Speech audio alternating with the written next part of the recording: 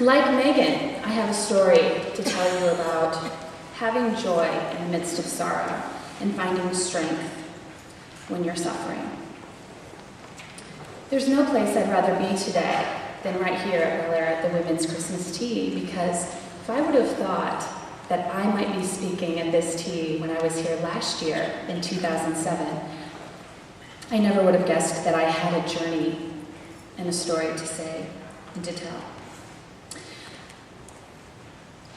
About 4 months ago, on August 1st, my life changed immediately after one phone call.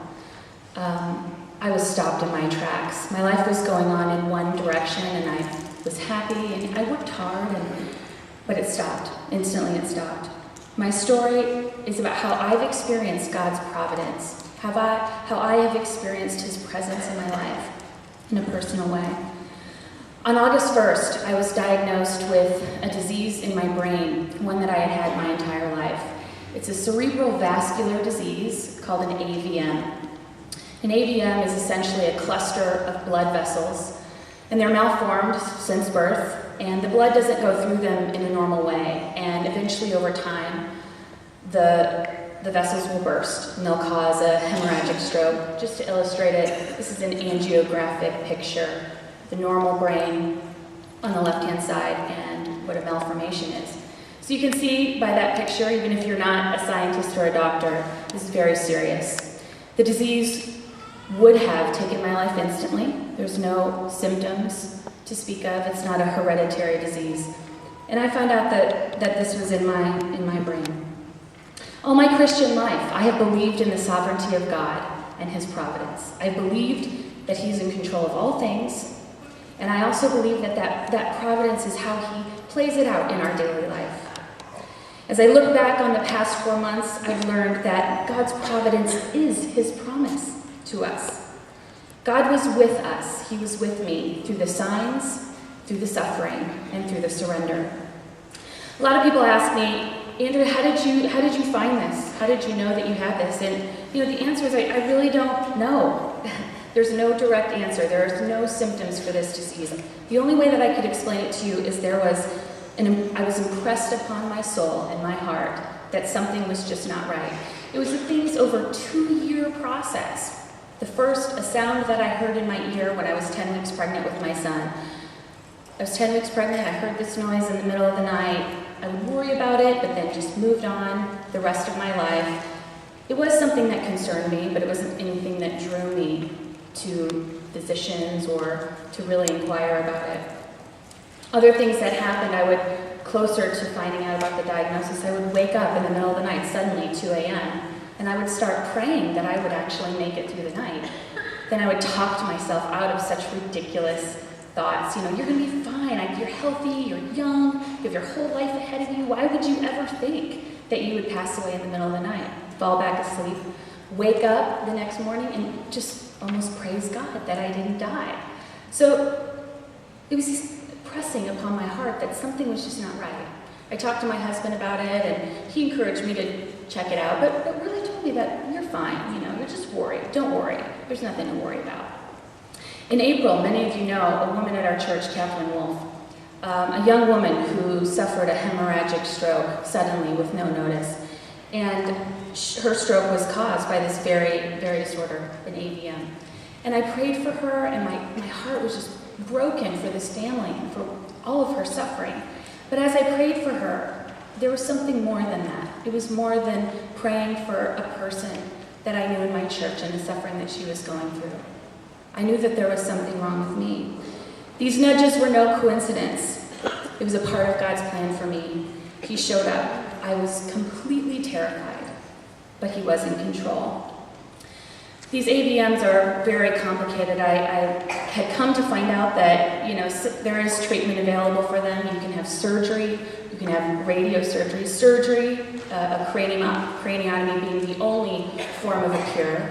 Radiosurgery would help, but it wouldn't necessarily cure it, and if it did, it would take a long time, 5 or plus years. The complication of these disorders have to do with where it is in the brain and how deep the blood flows. Specifically with me, I had 2 issues. One was I had a larger AVM. It was on the medium to large size. It wasn't small. And the second thing was that it was deep. There was one section that was deep, and every physician that I talked to, every neurosurgeon said, you know, Andrea, I know you want the cure, I know you want the surgery, but you just can't have it. You can't have the surgery, that one fatal vessel, you would likely die.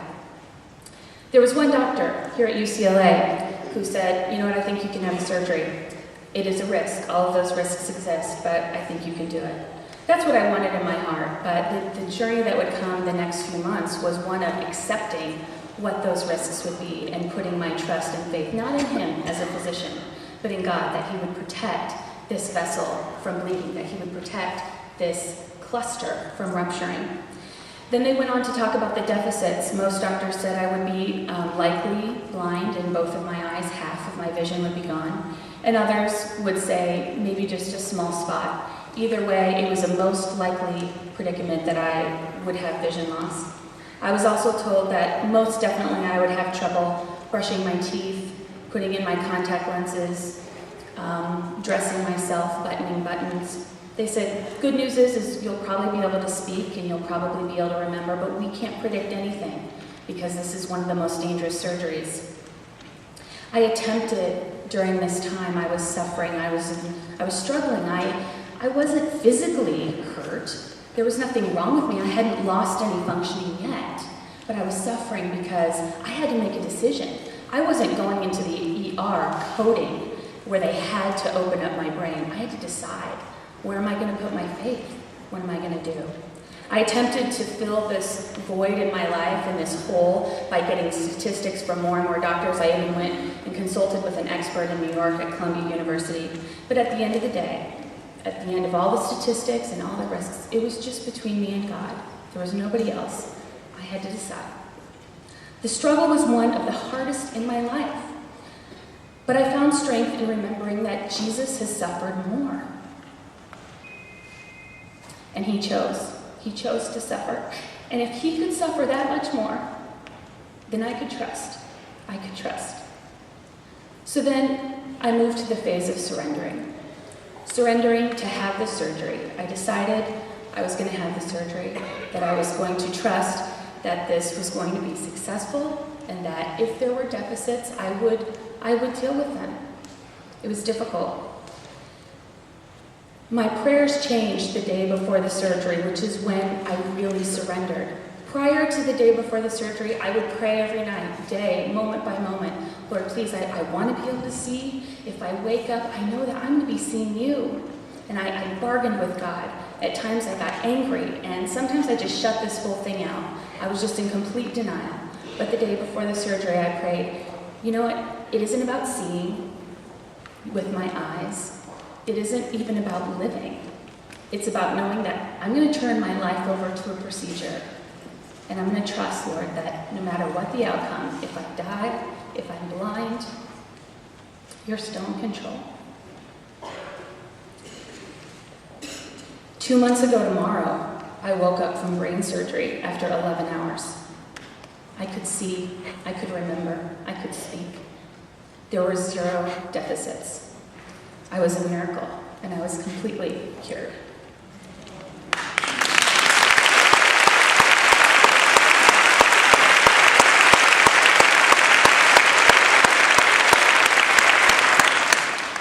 This experience completely stopped me in my tracks. If you know me, I'm the kind of person that my mind is typically 10 miles ahead of my body. And I'm go, go, go all the time. But I was forced to stop. I was forced to consider and trust. And I was forced to deal with the reality that in this life, it is between you, it is between me and our Creator. God sent his Son, Emmanuel, which means God with us.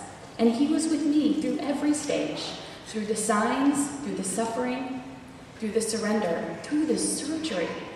And now as I stand here today, it will be through the service. But I still have to stop. Now that I'm cured, I still have to stop. I still have to trust him. I still have to remember to give him time, to give him control. God's providence is his promise. Emmanuel, God with us. As I close, wherever you are, whatever you're doing, stop. Sing a song, light a candle, follow the star. Have Christmas.